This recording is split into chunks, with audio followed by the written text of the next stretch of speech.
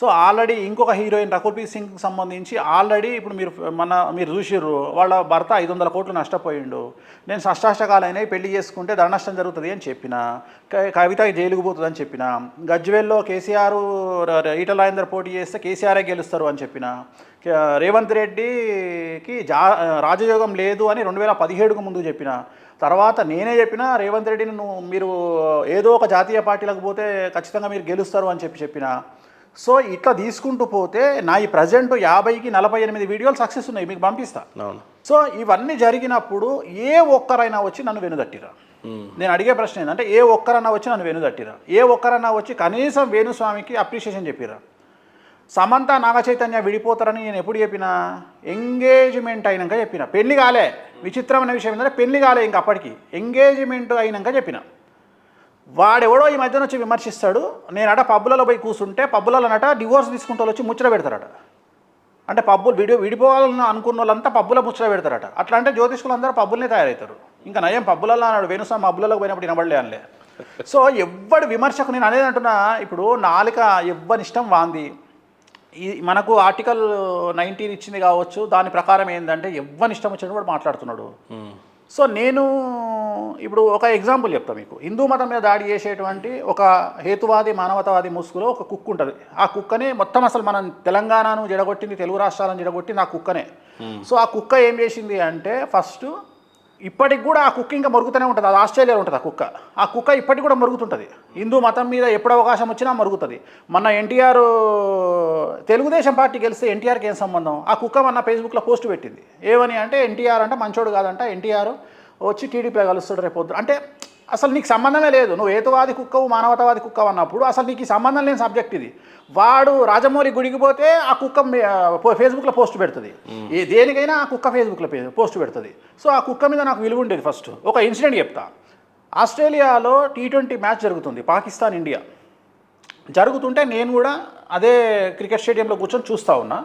Australia సాంప్రదాయం ప్రకారము ఆస్ట్రేలియాలో ఆటవిక తెగకు సంబంధించినటువంటి ట్రైబల్స్ వచ్చి పూజలు చేసి హోమం కాల్చి, స్టేడియంలో హోమం కాల్చి మ్యాచ్ స్టార్ట్ చేశారు. ఈ కుక్క కింద కూర్చొని చూస్తుంది ఆ పూజలన్నీ. తెలంగాణలో తెలుగు రాష్ట్రాలలో ఏ ఇన్సిడెంట్ జరిగినా ఈ కుక్క మరుగుతుంది. గ్రహణం రోజు ఈ కుక్క మరుగుతుంది. ఈ గ్రహణం పేరు చెప్పవచ్చు, బాబు గోగినే నేను కుక్క ఉంటుంది. ఈ కుక్క ఊకనే మరుగుతుంటుంది. నేను ఒకటే ఒక ప్రశ్న, అరే పిచ్చి ముండా కొడుక, తెలుగు రాష్ట్రాలలో ఏ ఇన్సిడెంట్ జరిగినా నువ్వు వచ్చి మాట్లాడతావు. వ్యక్తిగతంగా వేణుస్వామిని ఎక్కువ టార్గెట్ చేసేటప్పుడు గోగినేని గారు ఎందుకు మిమ్మల్ని అంత ఎక్కువగా టార్గెట్ చేస్తాడు? నా వల్ల పుట్టిండు కాబట్టి వాడు జనాలకు తెలిసిందే నా వల్ల కదా, నా వల్లనే పారిపోయింది కాబట్టి దేశం వదిలిపెట్టి. అవును, ఈరోజు రాకుండానే ఉన్నాడు. ఇంకా రాడు కదా, వస్తే అరెస్ట్ చేస్తారు. వాని మీద దేశద్రోహం కేసు ఉంది. ఓకే, ఇంతకుముందు రాజద్రోహం ఉండే, ఇప్పుడు దేశద్రోహం ఉంది. అవన్నీ వీడియోలు ఉన్నాయి, ఒక 30 వీడియోలు ఉన్నాయి. నాకు పోస్ట్ చేయాలంటే అంటే ఆ రోజు వాడు చచ్చిపోయాడని ఫీల్ అయినా నేను. అంటే వీడు మొగోడేమో అనుకున్నా.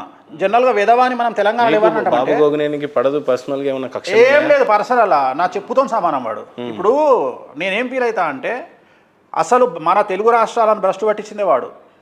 ఎందుకంటే ప్రతి ఒక్కరికి ఇప్పుడు కొత్త ఫ్యాషన్ ఏమైపోయిందంటే ఫస్ట్ టార్గెట్ హిందూ మతం దేవుళ్ళు, నెక్స్ట్ ఎమ్మెల్యే టికెట్. ఆంధ్రాలో తెలంగాణలో ఈ పప్పులు ఉడకవు.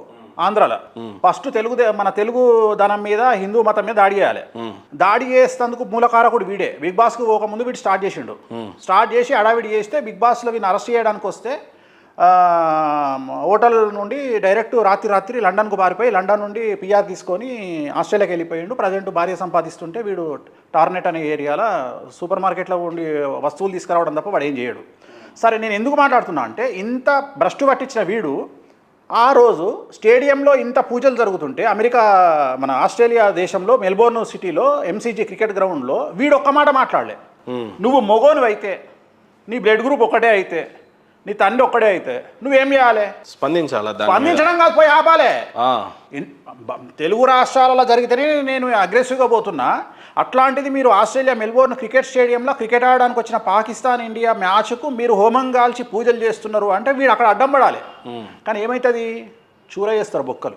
అందుకని వీనికి ఏకాచమే పడ్డది. ఏకాచమే అంటే తెలుసు కదా, సింగిల్ పడ్డది. పడంగానే వీడు సప్పుడేగా కూర్చొని స్టేడియంలో ఎంజాయ్ చేసి ఇంటికి వచ్చేసిండు. కానీ అదే హైదరాబాద్లో గ్రహణం పట్టంగానే మాత్రం వీడు ఆడ కూర్చొని గ్రహణానికి మెసేజ్ పెడతాడు. అప్పుడు అర్థమైంది, ఓహో వీడు వేదవా, వీడు రండా. తెలంగాణ మనం రండా వెడవా అని ఎవరిని అంటాము అంటే పెన్లా మీద బతికేటోని, పెన్లాం చచ్చిపోయినోని అంటాం.